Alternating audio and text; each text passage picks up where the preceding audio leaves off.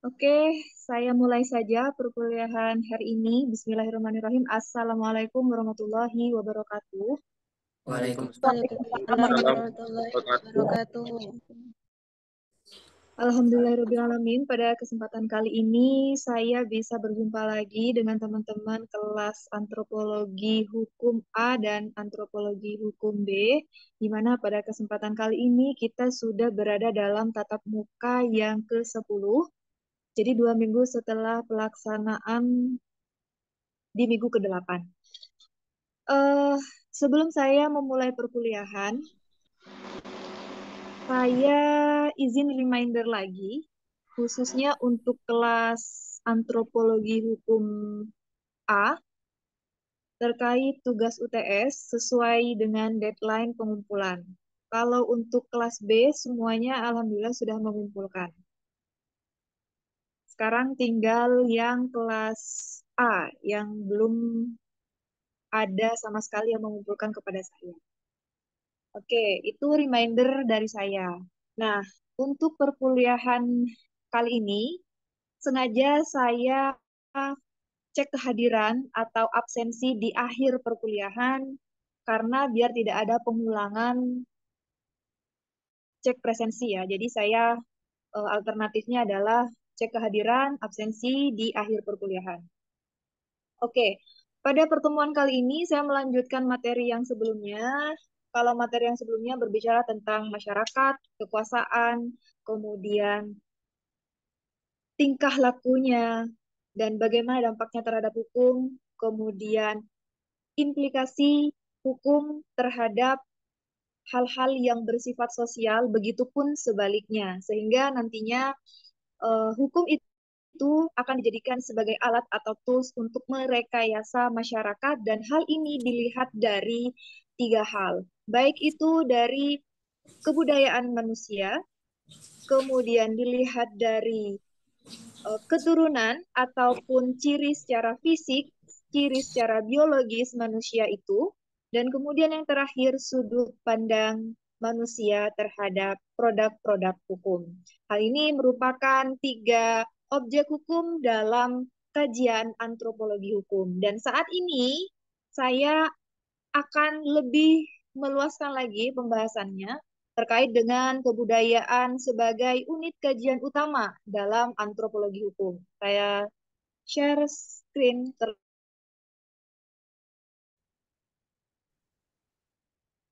Nah, ini sudah terlihat ya materi saya.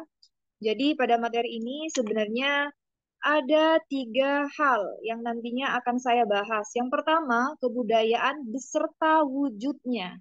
Dan yang kedua, unsur serta ciri dari kebudayaan itu sendiri. Dan yang terakhir, bagaimana kebudayaan itu terintegrasi. Sehingga pada kerangka teori tindakannya dikaitkan dengan hal-hal yang bersifat Pak Zainuddin, Pak Zainuddin nggak ke sini, nggak ada. Coba ditelepon aja saya. Oke, saya lanjutkan lagi teman-teman. Jadi yang ketiga adalah integrasi kebudayaan dan kerangka teori tindakan. Kerangka teori tindakan dalam hal ini tindakan manusia itu sendiri dalam hal berimplikasi terhadap hal-hal yang bersifat pada eh, hukum. Jadi ketiga overview ini nantinya akan saya bahas selama 1,5 jam ke depan, 2 SKS pada mata kuliah antropologi hukum. Jadi di sini kita akan fokuskan kepada kebudayaan itu sendiri dan juga wujudnya seperti apa. Nah, di sini teman-teman, kalau sejak pertama di mata kuliah antropologi hukum sudah digadang-gadang dan sudah banyak sekali saya mention, saya jelaskan berkaitan dengan kebudayaan, adat istiadat. Nah, inilah waktunya saya untuk memflorkan kembali kepada teman-teman agar tidak terjadi lagi hal-hal yang bersifat ketidaksamaan persepsi berkaitan dengan kebudayaan, kemudian adat istiadat. Nah, di sini kebudayaan itu sebenarnya sudah kita ketahui bersama bahwa asal mulanya secara gramatikal bahwa ini berasal dari bahasa Sanskerta, yaitu budaya.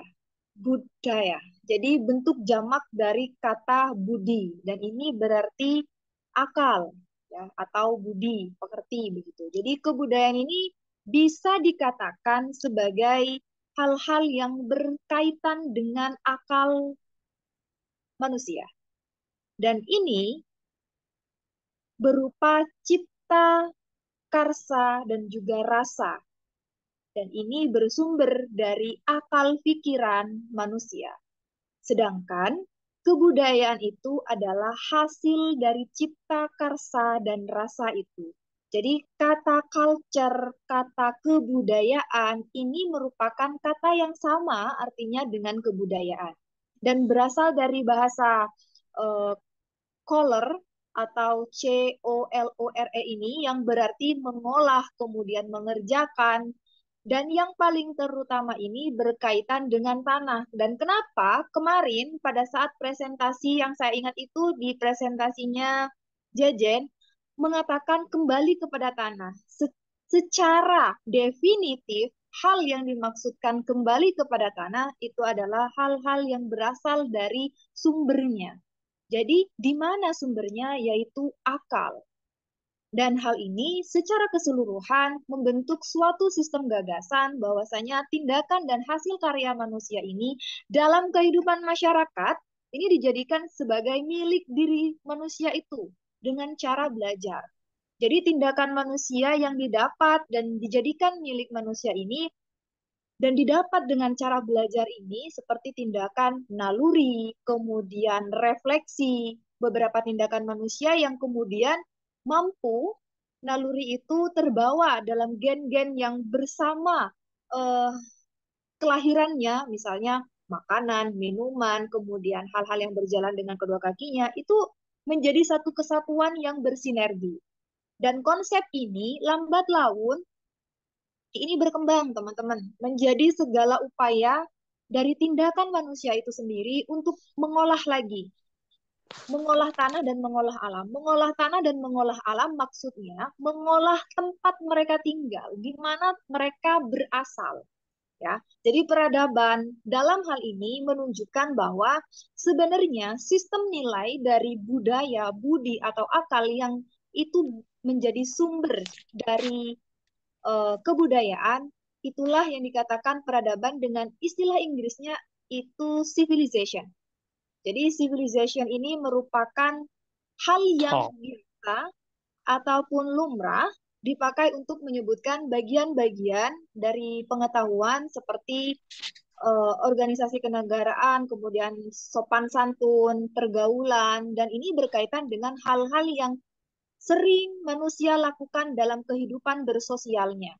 Dan istilah peradaban ini sering oh, juga disebut sebagai suatu kebudayaan, oh, oke, sebagai satu kebudayaan yang mempunyai sistem tersendiri, baik itu sistem seni, banyak ya sistem seni itu ada seni rupa, seni bahasa, bangunan, ya kan banyak tuh arsitektur-arsitektur zaman dahulu yang berbentuk bangunan adat dari yang mencirikan wilayah itu menunjukkan bahwa pengolahan atas hasil belajar mereka yang bersumber dari akal mereka itu menjadi milik diri manusia itu dengan beberapa proses.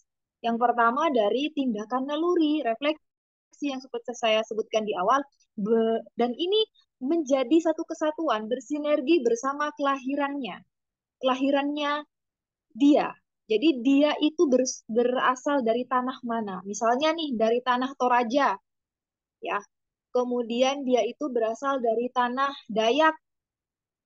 Nah, seperti di gambar ini adalah salah satu kebudayaan di daerah suku Batak ya, di suku Batak dan hal ini menjadi sebuah hasil di mana hasil dari mereka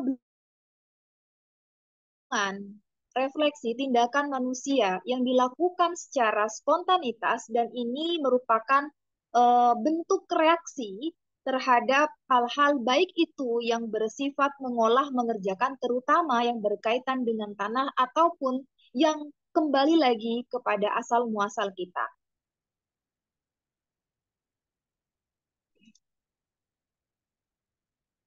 Nah, ini ada beberapa wujud kebudayaan, ada 4 wujud kebudayaan. Yang pertama, kita bisa melihat dari ide, ya, idea.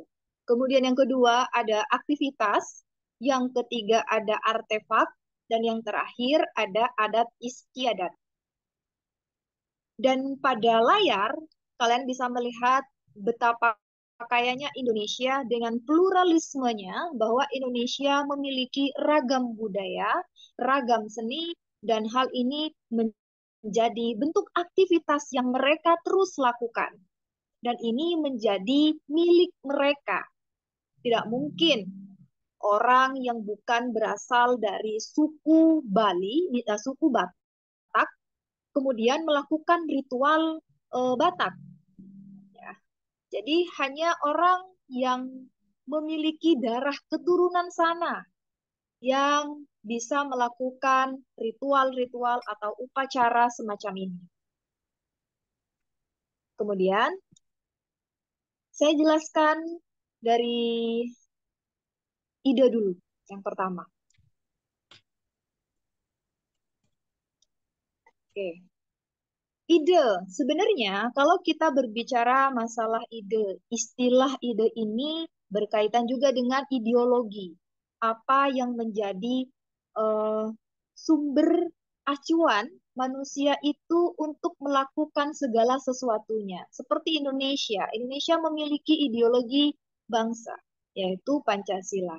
Itu adalah salah satu falsafah bangsa yang akan terus dijadikan sebagai landasan formal dan juga landasan secara substansial bagi seluruh pemangku kepentingan, pemerintahan, bahkan masyarakat untuk melaksanakan sistem kehidupan. Baik itu sistem hukum di dalamnya, dan terlebih sistem yang lainnya. Kemudian, ideologi di sini ini meliputi nilai, norma, falsafah, kepercayaan, sentimen, kaidah etis, dan pengetahuan-pengetahuan ini atau wawasan tentang dunia yang seperti ini dalam penggunaan yang lebih modern, dalam penggunaannya yang lebih sempit, ini biasanya mengacu pada sebuah sistem gagasan.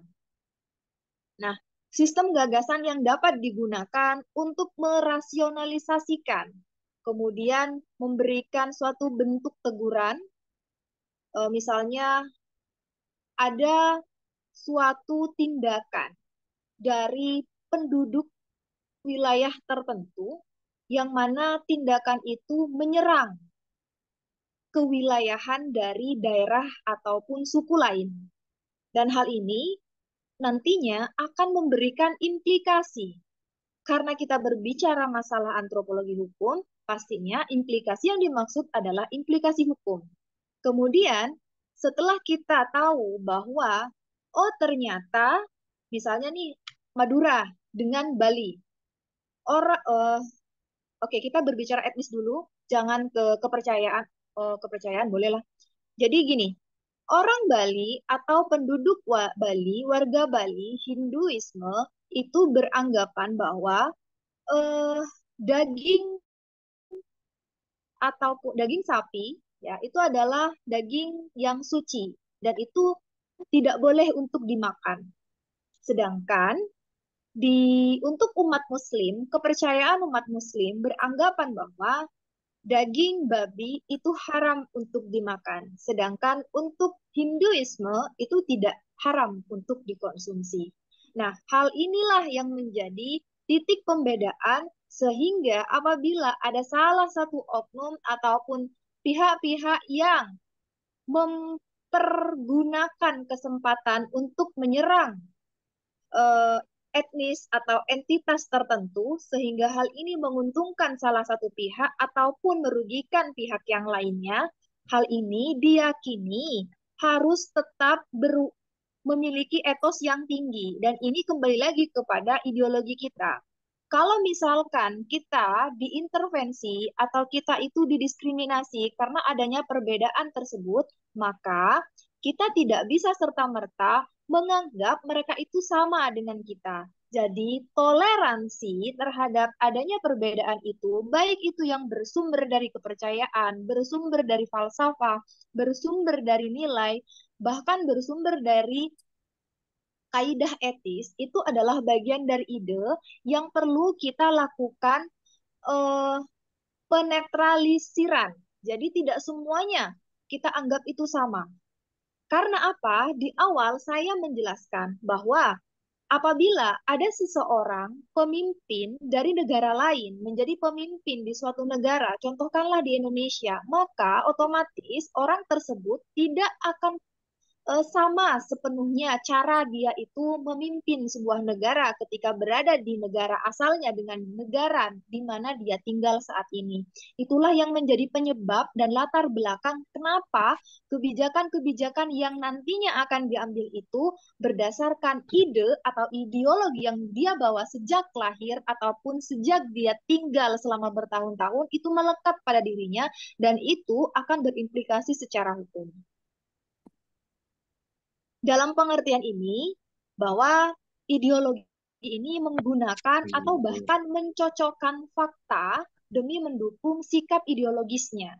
Sehingga ini nantinya akan berusaha untuk membenahi gagasan-gagasan yang berbeda itu. Gagasan yang berbeda itu muncul karena adanya tadi, yaitu pengertian kebudayaan di awal. Oleh karena itu, kita, kebudayaan dalam hal ini memiliki ideologi tersendiri di masing-masing daerah, masing-masing wilayah. Sehingga dengan demikian, hal ini sungguh-sungguh berupaya untuk membedakan gagasan sebagai pengetahuan dari satu pihak dan itu adalah ideologi dari pihak lain. Dan kita tidak boleh mendiskriminasi ideologi orang lain dengan ideologi kita. Kita tidak boleh melakukan intervensi terhadap ideologi orang lain atau ideologi bangsa lain dengan ideologi kita. Namun, hal itu menjadi salah satu cara yang digunakan dalam hal berpolitik. Dalam hal berpolitik, ini bisa dijadikan sebagai salah satu strategi berpolitik untuk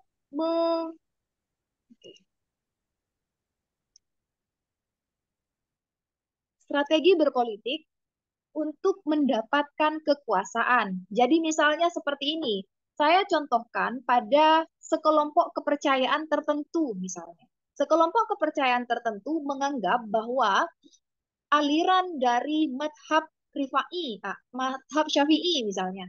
Madhab Syafi'i ini menganggap bahwa oh ternyata kalau ritual seperti ini diperbolehkan. Sedangkan untuk madhab yang Hambali misalnya ini tidak diperbolehkan.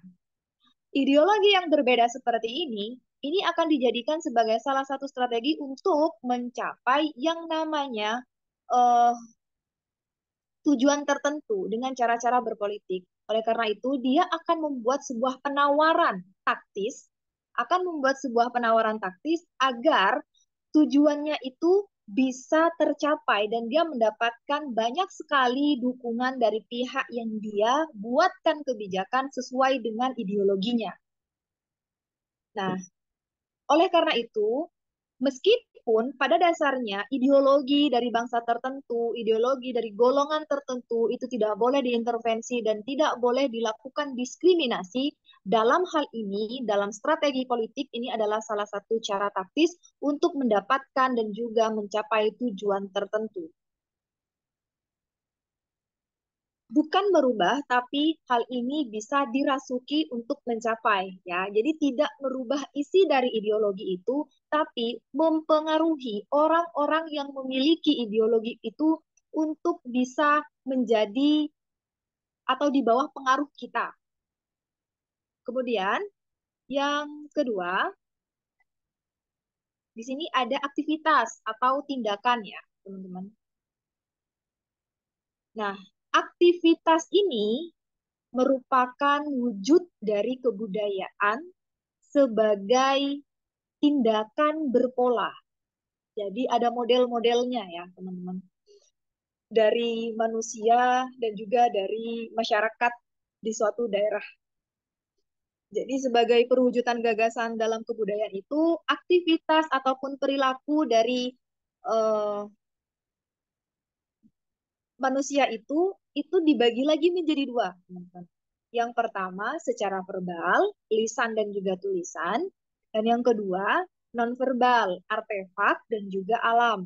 Jadi wujud perilaku ini sering berbentuk sebuah sistem, yaitu sistem sosial nantinya. Aktivitas atau tindakan yang merupakan perwujudan dari pola manusia, pola masyarakat terhadap wujud kebudayaan itu yang nantinya akan membentuk suatu sistem sosial, ini sifatnya konkret, teman-teman. Sifatnya itu konkret, terjadi dalam kehidupan sehari-hari dan dapat diamati serta didokumentasikan. Ya, wujud perilaku yang berbentuk sistem sosial itu bisa dideteksi, bisa diamati, bisa dianalisis melalui cara-cara pengamatan secara dokumenter. Itulah kemarin kenapa saya memberikan tugas membuat video dokumenter untuk menganalisis bagaimana ataupun aktivitas tindakan manusia, tindakan masyarakat itu membentuk suatu sistem sosial. Suatu sistem sosial itu nantinya akan berupa reaksi dari adanya tindakan-tindakan yang berpotensi terhadap nilai-nilai hukum. Baik itu nilai yang sesuai dengan isi peraturan perundang-undangan atau bahkan nilai-nilai yang keluar dan dikatakan sebagai perbuatan melawan hukum. Nah, sistem sosial ini terkait pula dengan struktur sosial. Nah, kemarin saya juga sudah menjelaskan bagaimana stratifikasi sosial juga menjadi salah satu bentuk pengaruh bagaimana sistem sosial itu juga berpengaruh terhadap dimensi efektivitas dari pemberlakuan hukum itu antara ada solon dan juga ada seinnya. Beberapa strukturalis sosial ini berupaya untuk menjelaskan struktur kemasyarakatan dengan merumuskan beberapa kaidah tertentu, teman-teman. Jadi ini misalnya dalam menganalisis suatu masyarakat tertentu yang secara sentimental berbicara tentang kaidah segmenter. Ini melihat seolah-olah masyarakat itu memiliki cetak biru atau memiliki ciri khas sendiri bahwa masyarakat ini dilandaskan pada hal-hal yang bersifat keberadaban.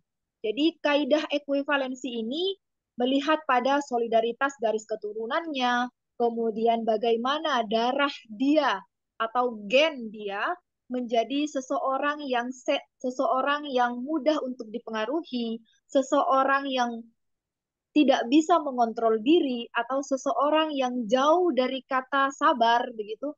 Nah, ini kita bisa melihat dari aktivitasnya sehari-hari. Mobilitas dia dalam melakukan hubungan secara sosial dan itu membentuk sebuah sistem sosial. Oke. Kemudian yang selanjutnya, bentuk yang selanjutnya ada artefak ya. Di sini salah satu yang saya contohkan dalam layar ini adalah salah satu bangunan di Mesir. Bukan bangunan, sorry. Salah satu bentuk pahatan begitu, pahatan dari batu yang dibentuk oleh manusia yang sebenarnya tinggal di situ sudah ribuan tahun dan ini sampai saat ini masih ada. Bangunan-bangunan ini adalah bangunan yang menunjukkan bahwa manusia itu bisa mendokumentasikan apa yang mereka pelajari. Contoh, kalau di Indonesia itu banyak sekali bangunan-bangunan seperti candi. Itu adalah bentuk dokumentasi dari waktu ke waktu manusia bersinergi dengan tempat tinggalnya, dengan asal dia itu hidup atau dilahirkan. Artefak ini merupakan wujud kebudayaan secara fisik dan ini berupa hasil dari aktivitas dan juga karya dari manusia dalam sebuah masyarakat berupa benda-benda atau hal-hal yang dapat diraba, disentuh dan dirasak dan disentuh dan juga dapat dilihat serta didokumentasikan. Dan sifatnya ini paling konkret di antara tiga wujud kebudayaan yang lainnya. Tiga wujud kebudayaan yang lainnya, misalnya banyak sekali seni budaya yang lainnya, seni tari, seni bahasa, ya, seni teknologi, itu banyak. Tapi yang paling konkret bisa kita sentuh secara langsung itu adalah dalam bentuk artefak.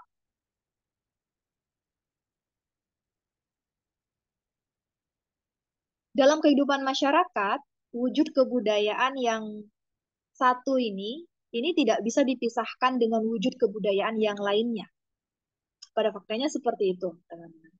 Jadi, um, gagasan dalam kebudayaan berbentuk artefak ini adalah perilaku yang sebenarnya dimaksudkan dalam kebudayaan secara material itu meliputi benda-benda bergerak, yang benda-benda bergerak, benda-benda tidak bergerak yang dapat disentuh, dan ini disebut sebagai artefak itu sendiri. Dan secara lebih terperinci di sini, kebudayaan secara material ini menekankan cara-cara benda tak bergerak ini di dalam lingkungan berperan bagi manusia dan diberi peran oleh manusia untuk melaksanakan fungsi sosialnya, mengatur hubungan sosial dan memberikan makna secara simbolis kepada kegiatan manusia. Katakanlah di Mesir ya, di Mesir, di negara Mesir dengan budayanya yang ke timur tengahan, ya, kaya dengan tari-tariannya ala Timur Tengah. Di sana banyak sekali budaya, banyak sekali artefak-artefak yang menghiasi bangunan-bangunan modern bahkan. Dan di Indonesia juga tidak kalah dengan hal itu. Seperti kita punya Bali. Bangunan wujud-wujud artefak kita sering melihat bahkan di bangunan modern. Dan hal ini menunjukkan ciri ataupun identitas dari suatu daerah tersebut. Kita bisa melihat untuk di daerah ada bangunan joglo, ada rumah adat di Padang, itu menunjukkan bahwa oh ternyata untuk bangunan daerah ini bisa kita lakukan analisis dan juga dokumentasi seperti ini. Kemudian artefak juga menjadi saksi sejarah bagaimana hal ini bisa berdiri. Ada kalanya eh, di suatu daerah tertentu itu mengalami fase pemberontakan, mengalami fase perjuangan dari adanya penjajahan, itu menjadi saksi bagaimana masyarakat di daerah tersebut berusaha untuk mempertahankan apa yang sebenarnya sudah terlahir di daerah itu. Jadi, keistimewaan-keistimewaan ini menjadi materi yang paling substansial dibandingkan dengan perilaku verbal lainnya, meskipun secara materi dapat bertahan. Dan pada pihak lain, perilaku verbalitas ini bisa diperoleh melalui hal-hal yang bersifat tulisan. Kadang artefak ini juga berupa bentuk tulisan ataupun sayatan-sayatan, pahatan-pahatan pada batu, pada bangunan yang berwujud eh, tidak bergerak, tidak bergerak dan itu bisa dipahat sehingga menimbulkan eh, bentuk-bentuk yang sesuai dengan apa yang mereka alami. Misalnya seperti bangunan di Mesir ini menunjukkan adanya apa itu namanya kalau ya di yang perempuan khas Mesir itu yang rambutnya segini. Nah, itu menunjukkan Farao, ciri khas. Farao. Ya, Andika? Namanya kayaknya Farao, Bu. Bukan perempuan yang jadi ciri Eh, khasnya oh, Cleopatra gitu. oh iya Cleopatra. Iya iya bener-bener Cleopatra. Cleopatra. Ya, Cleopatra. Itu dia. Jadi Farao. secara kebahasaan, kebudayaan secara artefak ini paling bisa didokumentasikan dengan baik hingga saat ini. Kemudian yang selanjutnya. Oke, sebelum saya lanjut ke adat istiadat, ada yang perlu ditanyakan dulu sampai di artefak. Silahkan. Ibu, saya belum di absen, Ibu. Iya, Mas Raden, kita memang belum absen memang.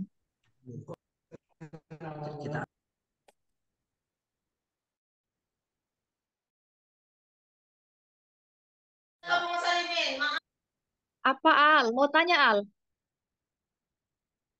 Tidak. Oh, Saya mau tanya Bu. Corak Maria Saya mau tanya Corak. Bu. Ya, siapa barusan? Saya Bu. ABD Kadir. Siapa? Bukan. Saya Bu. Daniel.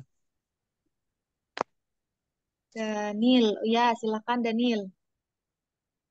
Tadi Ibu menyebutkan bahwa Ada ini kok nggak dihidupkan kameranya, Mas? gelap-gelap Bu.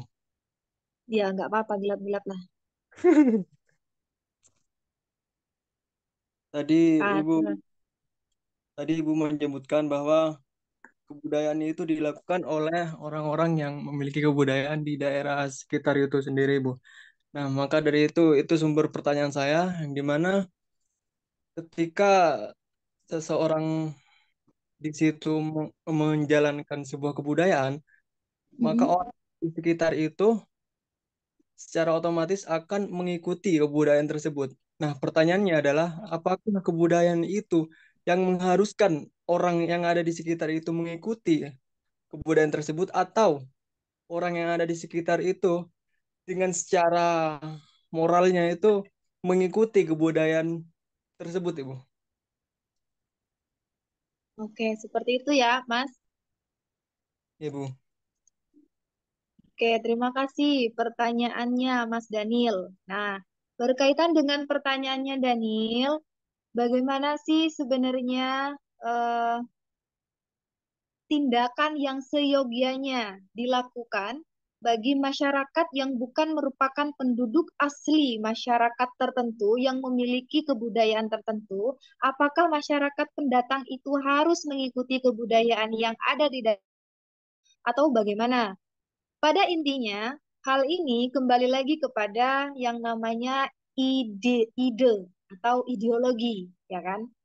Contohkanlah di Bali ya, di Bali.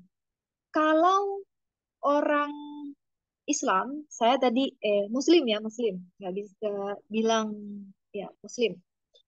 Muslim di Bali ya, untuk tadi saya sudah contohkan, kalau di Bali memakan makanan yang bersumber dari hewan, yaitu sapi, itu adalah haram. Dan ketika ada pelancong, ada wisatawan mancanegara, ataupun wisatawan lokal yang berkunjung ke Bali, dan itu berusaha untuk menyamai kebiasaan ataupun kebudayaan masyarakat Bali yang tidak mengkonsumsi sapi, melainkan mengkonsumsi babi, ya kan? Kalau di Bali itu ciri khasnya, makanan yang paling ciri khas selain ayam, aduh apalah, pokoknya ayam betutu. Selain ayam betutu, di sana juga ada babi guling. Nah, bukan berarti kita juga harus mengkonsumsi yang namanya babi guling untuk mengikuti kebiasaan pada saat ritual.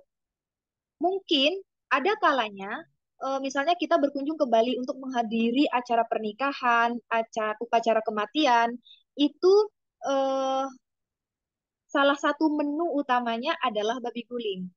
Dan kemudian kita dipaksa untuk memakan makanan haram itu untuk kepercayaan kita, untuk ideologi kita, kepercayaan kita. Oleh karena itu, hal ini tidak diperbolehkan karena ini sudah keluar dari ideologi kita. Makanya, Mas, ini perlu yang namanya menyeimbangkan antara ideologi yang satu dengan ideologi yang lainnya. Dan ini tidak boleh bertentangan, Mas. Ya, sepanjang itu bertentangan, maka itu menjadi hal yang eh, inkonsistensi. Sorry, menjadi hal yang inharmonisasi, bertentangan begitu, inharmonisasi, in inharmonisasi begitulah. Intinya yang bertentangan. Jadi tidak boleh dalam satu daerah, satu wilayah tertentu ada dua ideologi yang berdiri bersama dan itu saling berbenturan. Itu tidak boleh. Dalam suatu wilayah harus ada satu ideologi yang memang dipakai dan ideologi yang dibawa oleh masyarakat yang di luar dari ideologi itu, maka itu harus menghormati. Cara menghormatinya bukan serta-merta dia itu mengikuti atau bahkan melakukan ritual yang sama.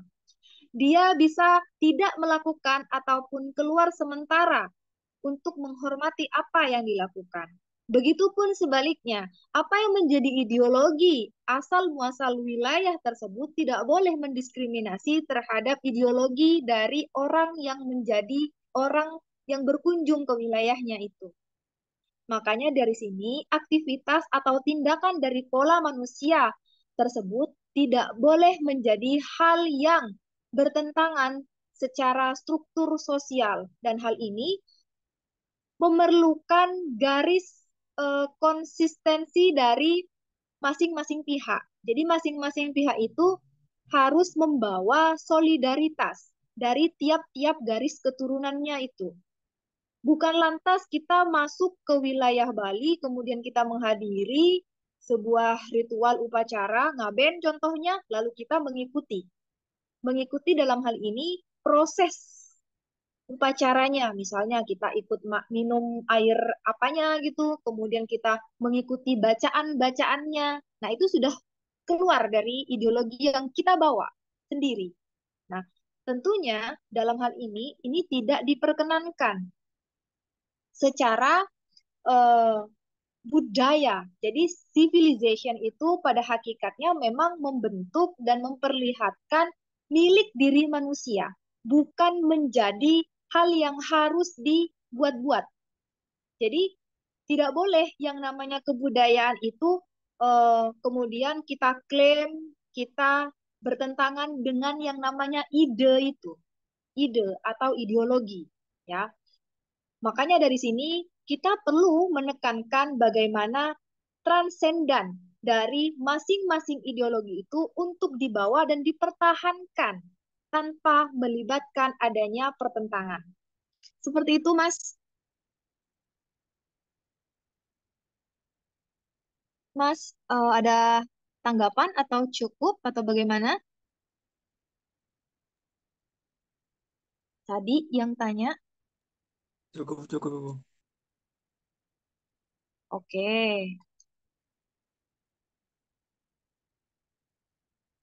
Oke, saya lanjut dulu, teman-teman. Jadi, saya kembali lagi ke materi dulu. Saya lanjutkan ke adat istiadat. Ketika di dalam kelas, mungkin teman-teman ada yang masih kebingungan, bagaimana sih sebenarnya kedudukan hukum adat terutama, kemudian adat istiadat, kebiasaan juga, dan ini akan kita bahas bersama.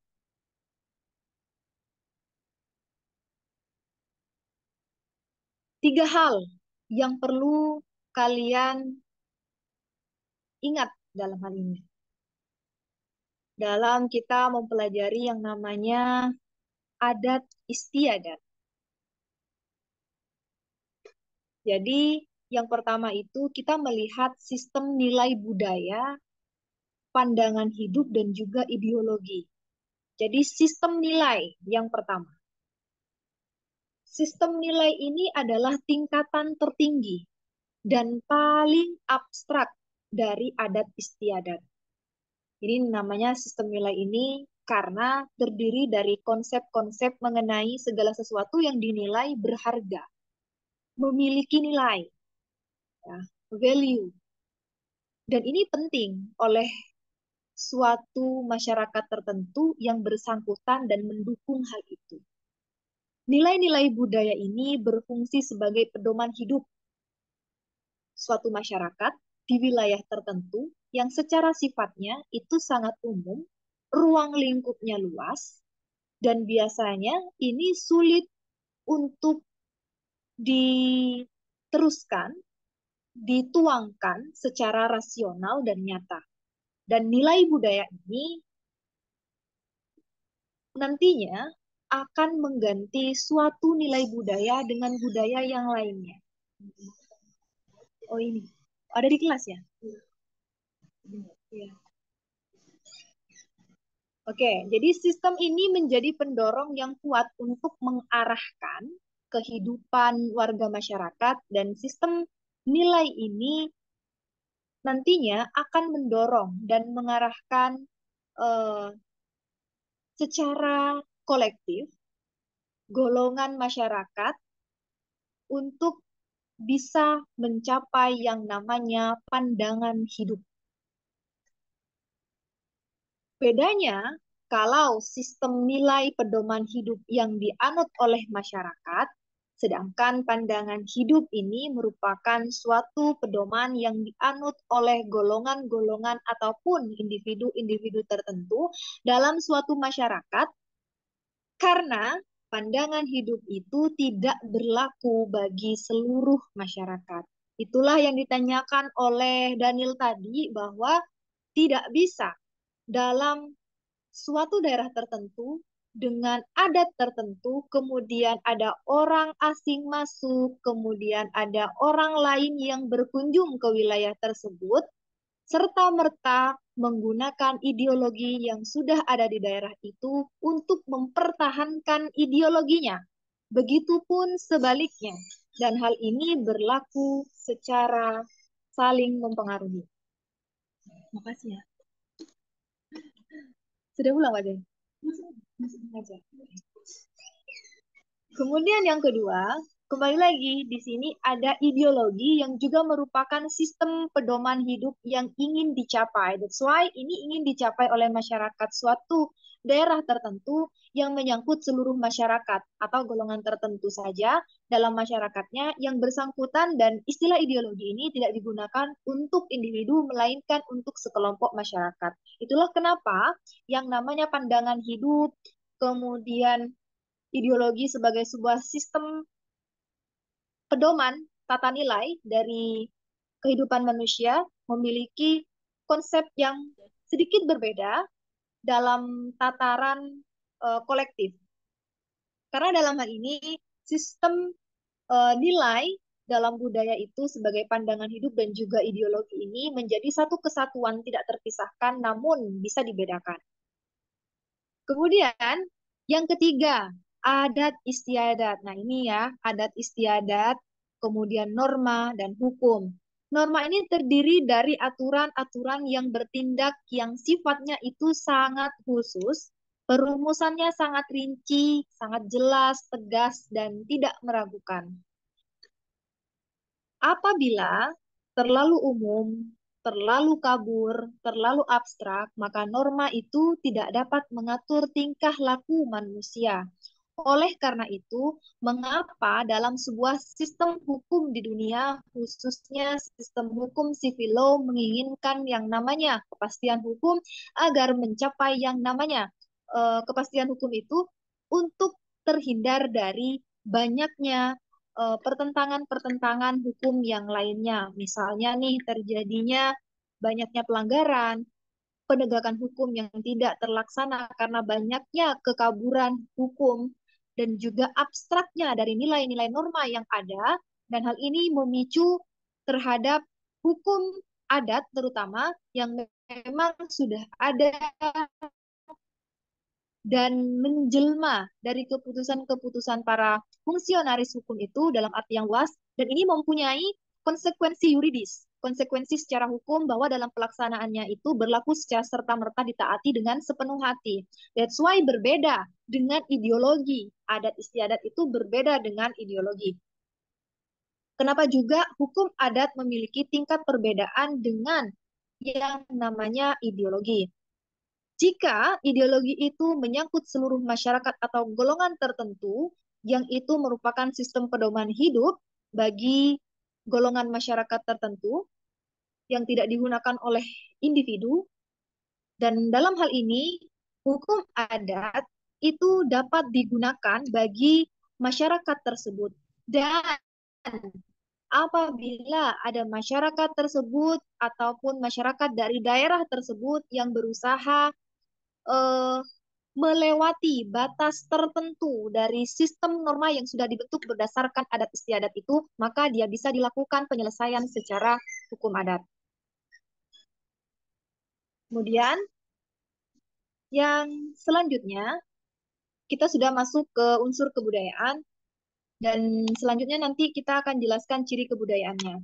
Dalam unsur kebudayaan dibagi menjadi 7 hal. Yang pertama kita melihat dari sisi bahasanya, yang kedua sistem pengetahuannya, yang ketiga ada organisasi sosial, sistem peralatan hidup dan teknologi, sistem mata pencaharian, hidup, mata pencaharian hidup, kemudian sistem religi, dan yang terakhir ada kesenian. Dalam unsur kebudayaan ini, kita melihat bahwa bahasa merupakan suatu sistem nilai yang abstrak, yang hanya bisa kita dengar tanpa bisa kita raba. Kemudian berbeda dengan yang namanya artefak. Artefak itu adalah bagian ataupun bentuk-bentuk dari kebudayaan. Dalam bahasa tatanan ini kita melihat salah satu yang menjadi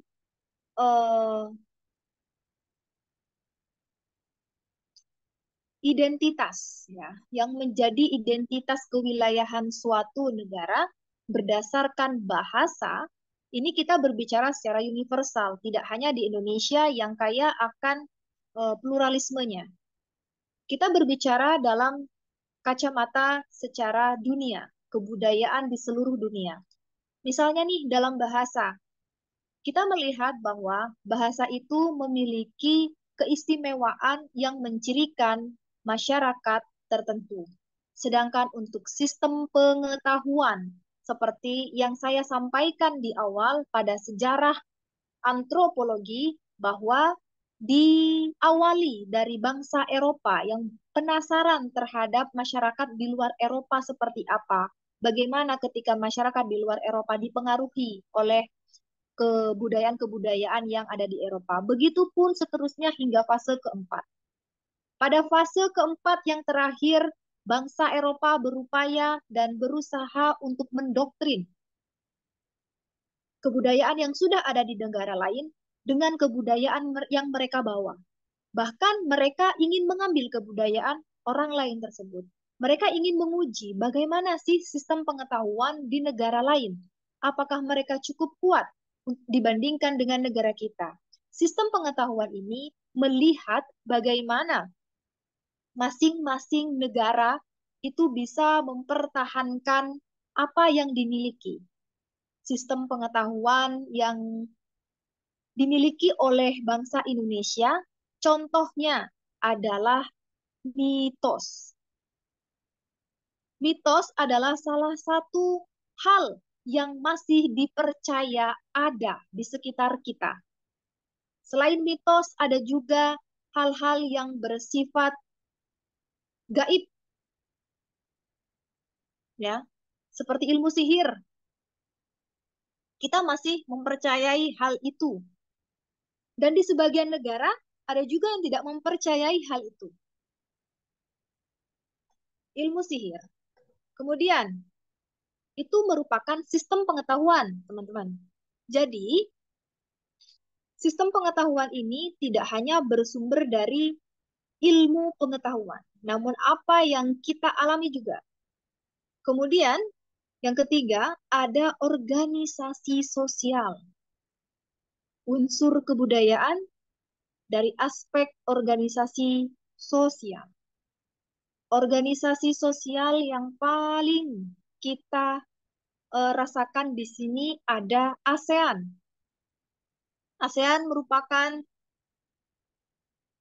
perserikatan yang diprakarsai oleh beberapa negara. Salah satunya adalah Indonesia sebagai pencetusnya, di mana berasal dari adanya kesamaan sejarah, kesamaan wilayah, kesamaan ekonomi. Itulah yang menjadi landasan kenapa organisasi sosial itu bisa terbentuk. Itu adalah salah satu contohnya. Kemudian yang keempat, di sini ada sistem peralatan hidup dan juga teknologi. Coba kalian bayangkan, bagaimana energi listrik, ya, energi listrik sebelum adanya teknologi yang terbarukan saat ini. Itu awalnya menggunakan energi kincir angin. Dan dari mana teknologi kincir angin itu? Yang pertama kita ketahui teknologi kincir angin itu sebagai teknologi energi listrik itu berasal dari Belanda. Tentunya hal itu tidak bisa diklaim oleh negara lain. Karena yang kita ketahui sebagai negara kincir angin adalah negara Belanda. Dan juga begitu pun dengan negara-negara yang lainnya, dengan sistem peralatan hidup dan juga teknologi yang mereka miliki sendiri di wilayahnya, sehingga itu bisa membesarkan daerahnya, bisa membesarkan wilayahnya. Kemudian, unsur kebudayaan yang selanjutnya ada sistem mata pencaharian hidup. Ya, sistem mata pencaharian hidup. Sistem mata pencaharian hidup di beberapa negara memang banyak yang mirip ya. Misalnya nih, kalau dulu ada yang berdagang menjadi saudagar, ya. Jadi dari benua ke benua mereka menggunakan kapalnya berusaha menyisir lautan, mencari kekayaan negara yang satu sampai ke negara yang lainnya, bahkan mereka mencuri dengan dalih mereka melakukan perdagangan. Nah, sistem mata pencaharian yang sebenarnya memiliki banyak kesamaan sebenarnya. Namun, pada beberapa daerah memiliki sistem mata pencaharian hidup yang juga bercirikan. Misalnya nih, di beberapa daerah tertentu, misalnya ada yang menjadi tukang pijat, ada yang menjadi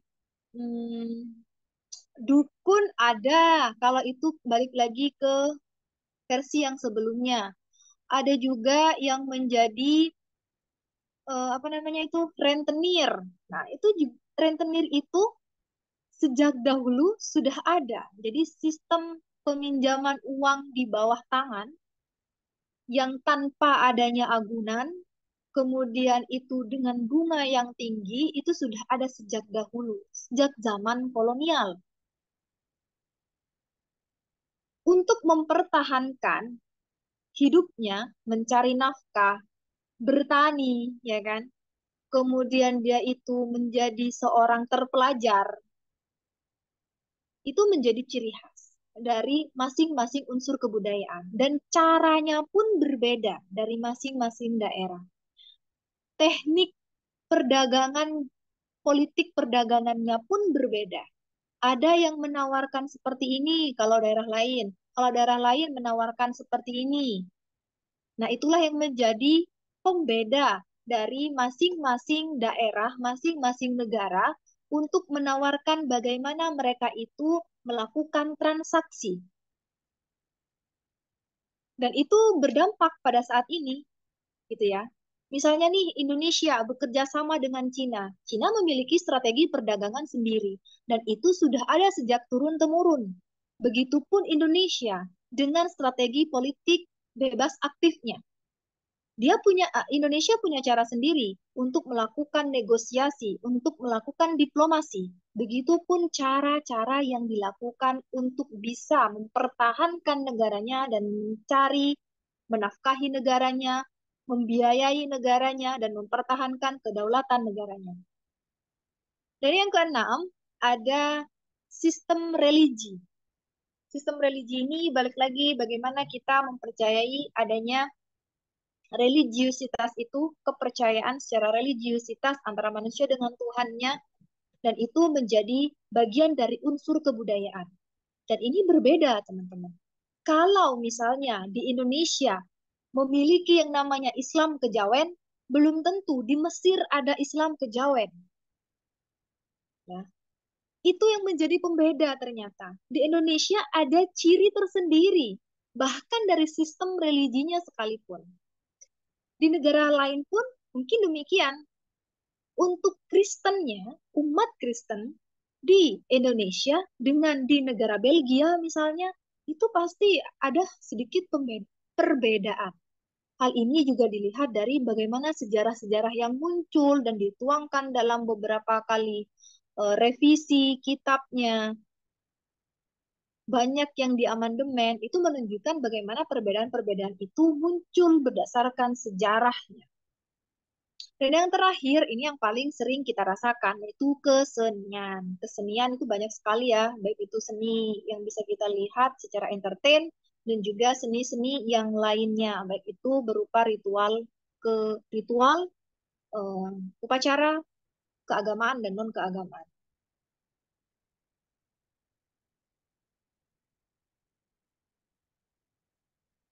Oke, ada yang perlu ditanyakan dulu sampai di sini sebelum saya lanjutkan. Saya Silahkan. mau bertanya, Bu. Ya, silakan Jen. Jen. Baik, terima kasih terlebih dahulu saya ucapkan. Nah, Ibu kan tadi sedikit membahas tentang artefak yang menghiasi bangunan modern, kata Ibu. Yang dimana di sini artefak merupakan wujud dari kebudayaan kan? Berarti wujud dari kebudayaan itu merupakan bagian dari kebudayaan.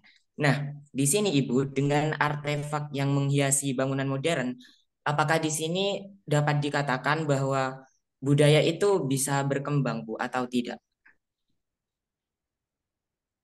Gitu Ya, ya, itu. Ya, cukup ya. Oke, cukup. terima kasih pertanyaannya Jejen. Inti dari pertanyaan Jejen adalah apakah kebudayaan itu bisa berkembang, Pin? Selain artefak, di sini kita juga ada yang namanya tindakan, aktivitas. Kemudian ada ide, ada artefak itu, kemudian yang terakhir ada adat istiadat. Itu adalah 4 bentuk kebudayaan. Dan hal ini yang bisa berkembang itu adalah dari sisi aktivitasnya, yaitu di slide ini ya.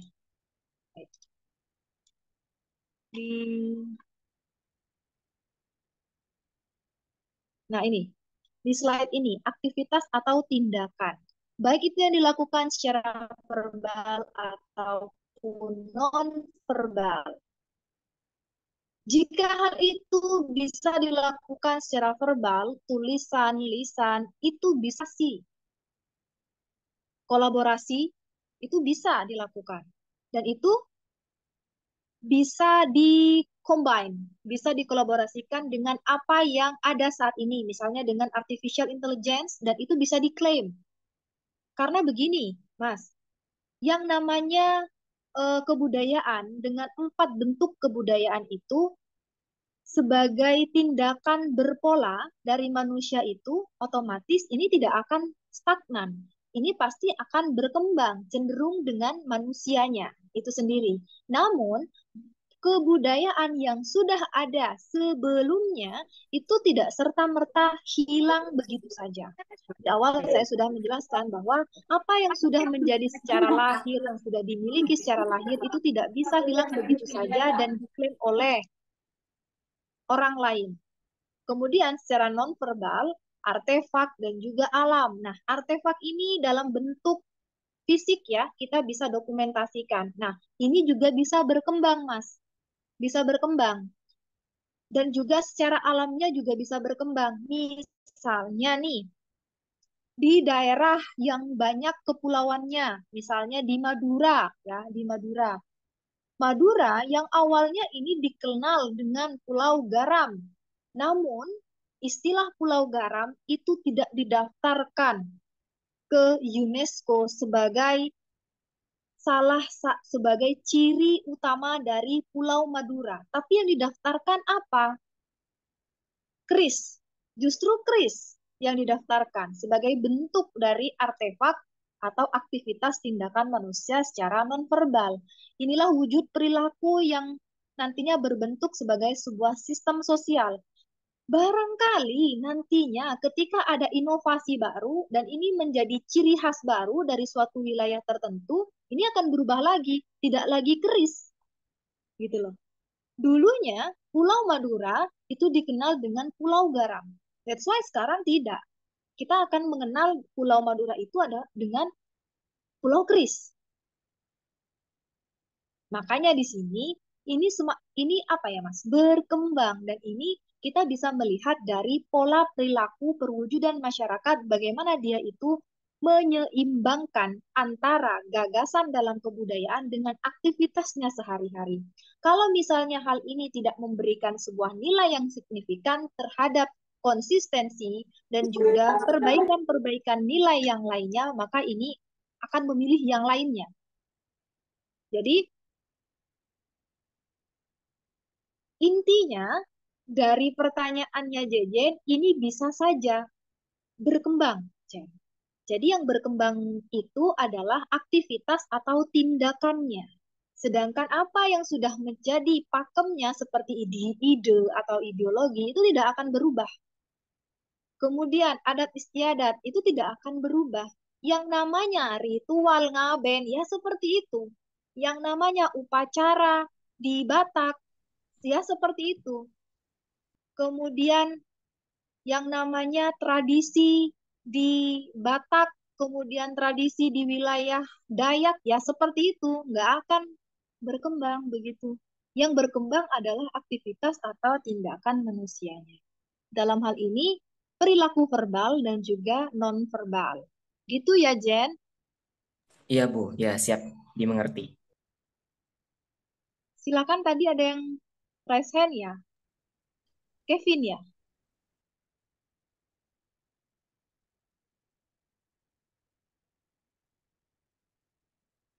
Oke. Bu, boleh izin bertanya, Ibu? Ya, silahkan Andika. Tadi Ibu menjelaskan tentang ritual ya, Bu. Dan ini pertanyaan ini langsung datang ke saya. Jadi, apakah ritual Dan pada langsung zaman ya, kamu langsung datang ke saya. Jadi apakah ritual pada zaman Aztec itu termasuk sedikit apa? Apakah ritual pada zaman Aztec itu termasuk pada kesenian? Karena sedikit penjelasan, ritual pada zaman Aztec itu berupa pengorbanan kepada dewanya penduduk Aztec ini. Jadi apakah ritual tersebut masuk pada kesenian? Oke, ya terima kasih pertanyaannya Andika. Apakah ritual, jadi upacara peringatan, kemudian ritual keagamaan dan ritual non keagamaan itu termasuk pada kesenian begitu ya? Ya, Bu. Kalau kita melihat, ya silahkan Ibnu Al-Jazari mau jawab dulu. Silahkan Ibnu. Enggak Al. Ibu, mau nanya Ibu, ntar Oh, habisnya Andika. oke. Kirain mau bantu jawab yang Andika. Oke, kalau kita melihat dari istilah tadi ya, seni begitu. Seni, budaya. Kita kan ketahui bahwa salah satu yang menjadi ciri khas dari kebudayaan itu adalah hal-hal yang bersangkutan dengan akal. Ya kan? Otomatis seni di sini adalah bagian dari kebudayaan. Dan kalau boleh saya tanya kembali, menurut Andika, apakah seni itu bagian dari apakah seni itu memiliki ide? Kalau menurut saya Ibu, saya kurang tahu juga sebenarnya Bu. Soalnya kayak saya dapatnya ini kan dari apa ya? Dapatnya ini kan dari pas nonton documentation tuh, kayak documentation TV tuh Bu. Katanya kan itu penjelasannya banyak tapi nggak ditelah sedikit Bu, nggak ditelah Bu. Cuman saya mau tanya gitu Bu. Saya nggak tahu juga soalnya itu Bu. Oke, ya oke, terima kasih. Jadi gini, sama namanya Andika, kebudayaan itu tidak memiliki ideologi, tidak memiliki ide. Namun kesenian tidak memiliki ide. Namun kesenian itu adalah bagian dari kebudayaan. Kita bisa melihat dari unsur-unsur kebudayaan, 7 unsur kebudayaan yang saya sebutkan tadi, bahwa kesenian ini merupakan bagian dari unsur kebudayaan. Dan ritual-ritual yang dimaksudkan itu masuk kepada sistem religi, ya, masuk kepada sistem religi, dan itu berbeda dari aspek kesenian. Jadi berbeda dari aspek kesenian. Ritual itu milik secara religiusitasnya, sedangkan kesenian di luar religiusitas. Dalam hal ini, kesenian akan diperlihatkan sebagai bentuk entertain, bentuk hiburan, dan ini diwujudkan pada setiap konsep-konsep ataupun rencana-rencana kebijakan-kebijakan yang berhubungan dengan Tuhannya. Ya, ritual itu berhubungan dengan apa yang dia yakini bisa membantunya. Dalam hal ini siapa? Mungkin dewa yang disembahnya. Sedangkan kesenian dalam hal ini tidak bertujuan untuk hal itu. Ini kita fokuskan pada yang namanya ritual upacara adat, begitu ya. Berbeda dengan kesenian seperti seni tari-tarian, seni wayang, seni tontonan, begitu, pertunjukan, pagelaran, itu berbeda dengan itu. Makanya di sini keduanya merupakan bagian dari unsur kebudayaan dengan aspek yang berbeda. Eh, Apa namanya, ritual ataupun upacara itu adalah bagian dari aspek sistem religi, sedangkan kesenian itu tersendiri di luar dari aspek sistem religi. Sederhananya seperti itu, Andika. Ada lagi? Tidak ada, cuman saja Bu. Oke. Yang lain, yang cewek-ceweknya, silahkan.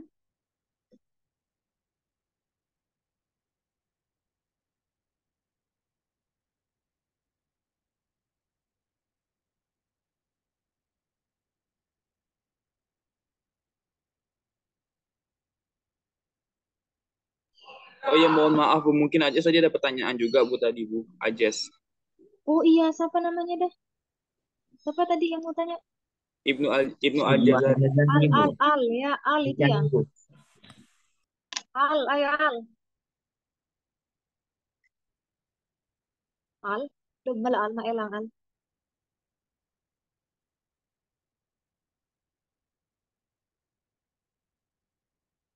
Ibnu Al-Jazari, where are you? Cerak, ada terus cerak. Aisyah, mau tanya Aisyah Sukmawati? Kepencet, Ibu. Nggak kepencet juga nggak apa-apa, Aisyah. Baik, Ibu. Kemana barusan Al? Iya, ini. Baik, Ibu.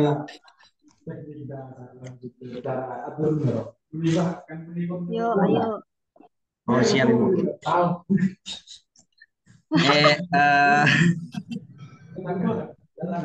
Mohon maaf sebelumnya Ibu, ini sedikit lag jaringannya Ibu. Tadi Ibu sempat menyinggung terkait maaf Ibu. Tadi Ibu sempat menyinggung terkait dengan nilai-nilai dan kebudayaan. Nah, sekarang Ibu, dengan adanya modernisasi tentunya ada banyak budaya-budaya barat yang itu masuk ke daerah kita dan itu diterapkan oleh anak-anak muda di daerah kita yang itu kebudayaannya cenderung itu tidak baik. Bagaimana menanggapi hal itu? Contohnya, kalau di budaya-budaya barat, orang-orang cewek-cewek pakai bikini dan lain semacamnya itu kan kalau di daerah kita khususnya Madura, khususnya Sumeneb juga dengan tagline kota agamis ya Ibu, itu tidak sesuai Ibu. Cewek-cewek itu pakai bikini-bikini seperti itu. Bagaimana itu Bu cara menanggapi? Oke, terima kasih pertanyaannya Al. Yang lain, silahkan. Yang mau bantu jawab dulu. Ini ini kayaknya pengalaman pribadi apa gimana sih Al? Sering Enggak melihat Ibu, yang seperti itu? melihat ya yang ada itu Ibu. Kalau Oh, yang pergaulan di perkotaan itu kan seringnya seperti itu Ibu. Satu kota dua itu mana udah itu? ada. Coba. Di kota mana? Iya Ibu, kalau melihat Kota Ibu di Sumeneb. kota Sumeneb itu, ya di kota Sumeneb Oh, ada ini ya? satu Ada dua ya? orang itu sudah mulai dipengaruhi oleh eh, budaya-budaya barat yang seperti itu.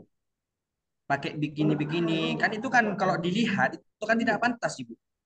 Tidak sesuai dengan kota Sumeneb sebagai tagline kota yang agamis. Seperti Ya. itu. Saya tanya dulu ke Al.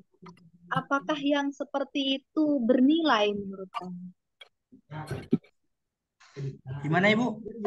Apakah yang seperti itu bernilai menurut kamu? Ya bernilai Ibu, tapi nilai itu nilai yang tidak baik. Seperti itu. Yakin bernilai.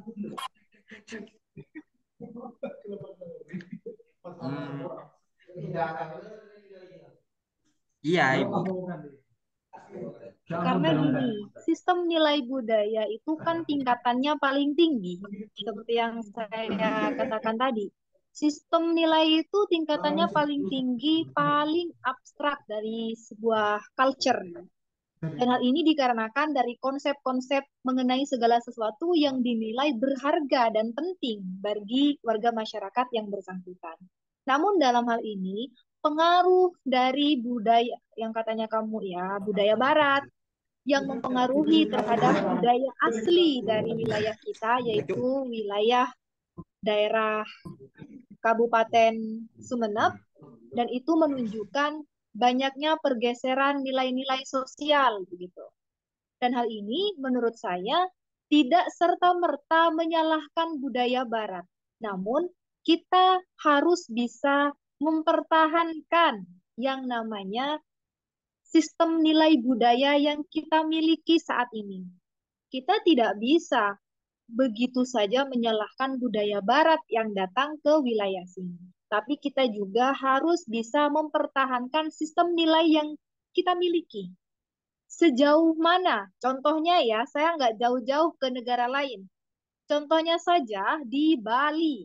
Di Bali, mau seperti apa yang namanya budaya asing masuk ke Bali, warga lokal, masyarakat lokal di wilayah Bali tetap bangga dengan pakaian adatnya yaitu kamen, udeng. Dia tetap bangga menggunakan itu dalam acara apapun, dalam acara sekolah, acara pernikahan, acara orang yang meninggal, ataupun acara-acara ritual, ataupun bahkan acara-acara yang modern. Mereka bangga akan identitasnya menggunakan kamen. Itulah yang saya maksud, sistem nilai budaya di suatu daerah itu harus secara signifikan, harus secara tulus itu ada dalam jiwa kita. Kalau misalnya kita itu tidak bisa dan kita itu mudah untuk terpengaruh, kita jangan menyalahkan budaya luar yang masuk. Kita juga harus introspeksi diri terhadap diri kita dan juga bagaimana sistem nilai di wilayah itu bisa tetap kokoh. Makanya di sini sistem nilai itu adalah paling tinggi.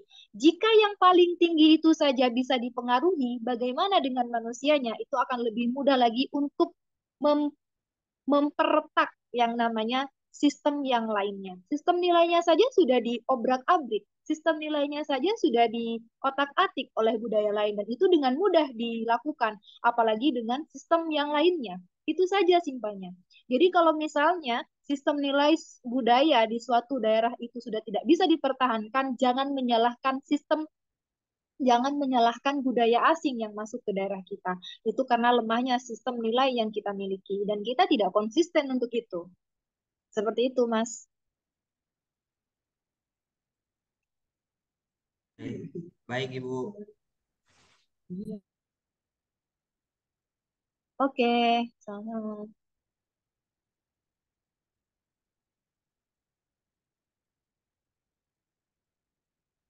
Oke, mungkin itu ya teman-teman, materi dari saya dulu. Kita lanjutkan minggu depan. Sebelumnya, sebelum saya akhiri, saya minta perkenannya untuk menghidupi kamera masing-masing karena saya akan melakukan cek kehadiran absensi ya.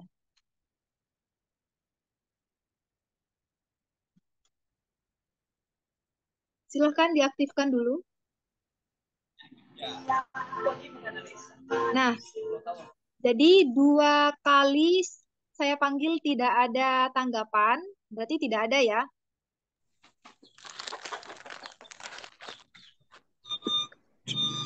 Selamat Triadi. Hadir Ibu. Khairul Rizal. Hadir Bu. Nafil Rizky. Ya Mas, ya Mas. Izin Bu. Syafina Ali. Nafil Rizky. Izin dia Bu. Syafina Alifia. Sama izin juga Bu. Ada Ibu, ada. Itu ada masuk Bu. Fitri Safira. Mana Fitri Safira? Ada Ibu, Fitri Safira.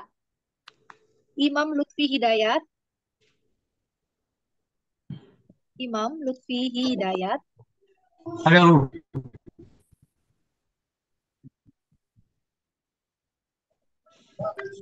Alfi Aulia. Alfi. Ada Ibu. Ada Ibu. Vera Auli.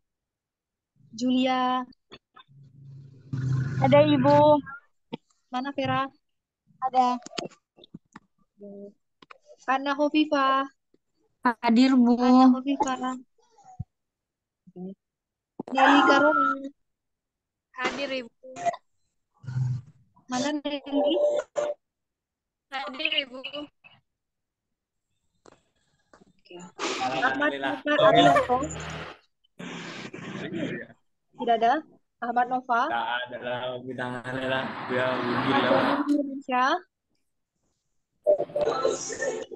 Ahmad Daniel Firmansyah. Hadir Bu, hadir.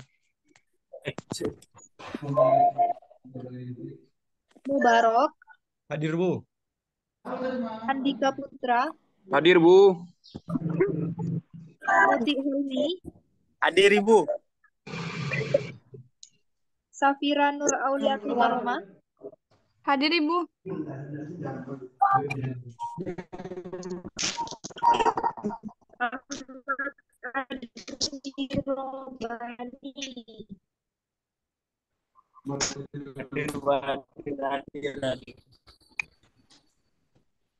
Ahmad Adri Robert. Hadir Bu. Dirga Putra Nugraha. Tidak ada.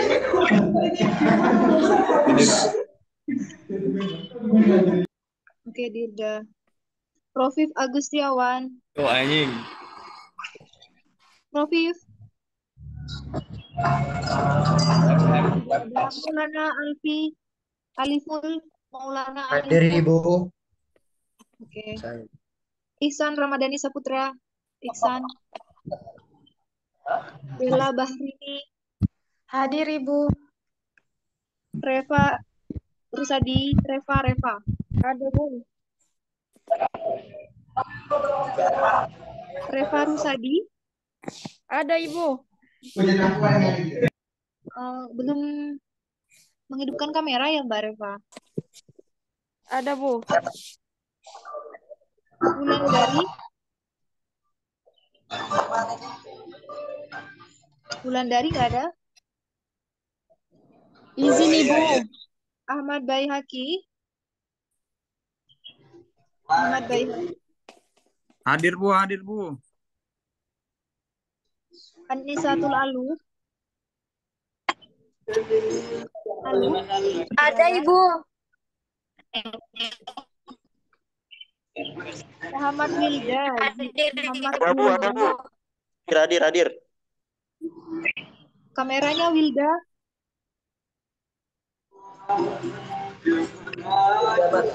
Sirial, Pak Iko. Ada Ibu. Padinia, sah. Padinia. Hadir Ibu. Oke. Syafira, Sinta Dewi. Saya Ibu, hadir. Putri Sarina. Hadir Ibu. Aisyah Azahra. Hadir Ibu.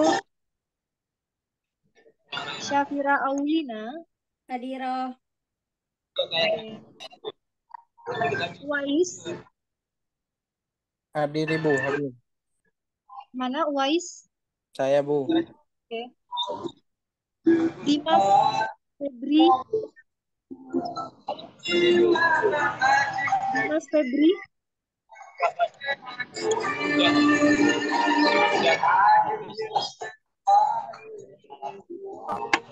Nor Ervani. Hadir Nor Bu, hadir. Ervani. Hadir Bu. Oke. Ainur Rahman. Ada Bu. Mana Ainur Rahman? Ada Bu. Oh, ya. Ada Inur Rahman Bu. Hilal Hidayat. Hadir. RB Hadir, Bu, ABD hadir. Kadir. Tidak ada. RB ABD Kadir tidak ada. Nyaudeng. Fahria. Ibu. Fahria. Ada Ibu. Oke. Sultan Adisandi. Johan. Hadir Ibu. Rizky Hanif. Dinda. Hadir Ibu. Hadir Ibu. Siti Nur Hasanah.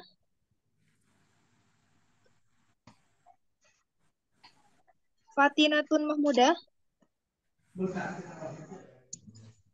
Muyassirah Febriana. Hadir. Ahmad Askal Azki. Fatinatun Mahmudah hadir Ibu. Ya, Jajan. Hadir Bu, hadir. Ahmad Askal Azki. Hasinur Rahman. Nuna Jihan. Hadir Ibu. Sofi Agustina Aryo. Hadir Ibu. Mohrifki. Izin Ibu. Izin. Sakit Bu. Sakit katanya Ibu. Devi Agustin. Weni. Hadir Ibu. Baru Balkis. masuk itu Ibu. Hadir Ibu. Mas Yadi. Hadir Ibu. Imro'atul Wasilah. Hadir Ibu. Bu, Ahmad Askar Azki hadir, Bu. Oke. Wasilah, mana? Imro'atul Hadir. Wasilah. Saya Ibu. Hadir. Ya.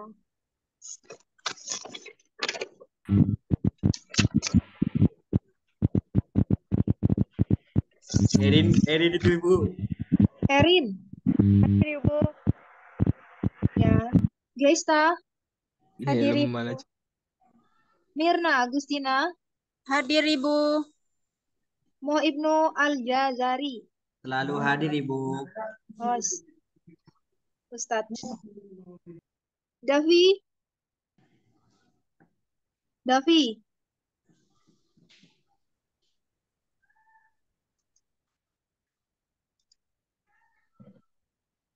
Raden Muhammad Bagus.